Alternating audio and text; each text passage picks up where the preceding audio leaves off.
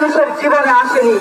স্বাধীনতা গণমানুষের জীবনে, গণমানুষের কোনোভাবেই কোনো অংশে স্বাধীনতা আমরা পাইনি। আমরা শুধু পেয়েছি কথা, শান্তিবাচ্যের ভাষণ, অমুক ভাষণ, তমুক ভাষণ, অমুক ঘোষক, তমুক ঘোষক, শুধু ঘোষক আর ভাষক, এর মধ্যে দিয়ে 51 বছর পার করেছি। 51 বছর পরে এসে আমরা জেলার স্থান কেন দাঁড়িয়েছে সেজন্য চিৎকার করতে হচ্ছে আমাদেরকে।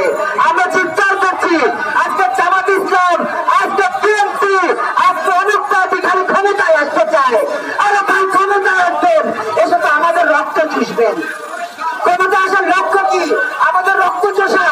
আওয়ামী লীগ রক্ত চুষছে, বিএনপি রক্ত চুষেছে, জাতীয় পার্টি রক্ত চুষেছে, আবার যারা ক্ষমতা আসবে তারা আমাদের রক্ত চুষবে। এই রক্ত চুষা রাজনীতি থেকে পরিত্রাণের জন্য নতুন প্রজন্মকে জাগতে হবে। বাংলাদেশে এখন 4 কোটির উপরে বেকার রয়েছে, সে বেকার সমস্যা সমাধানের কথা বলতে হবে।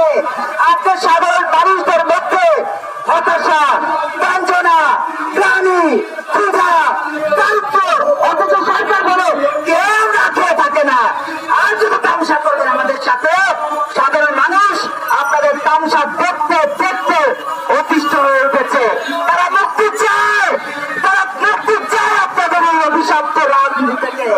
তারা মুক্তি চায় বলে আজকে আমাদের এই আন্দোলনের সূচনা আমরা করে দিচ্ছি।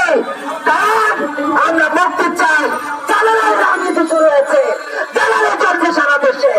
আর কত চালানো চলবে বাংলাদেশের মানুষ জানতে চায়। আজকে শিক্ষার্থীরা বঞ্চিত, আজকে আমার শিক্ষকেরা বঞ্চিত, আজকে আমার চালের পায়রা বঞ্চিত, আজকে আমাদের শ্রমিক পায়রা বঞ্চিত, আজকে আমরা সাধারণ মানুষরা বঞ্চনায়, নির্যাতনে, নিষ্পেষণে জর্জরিত। গত 51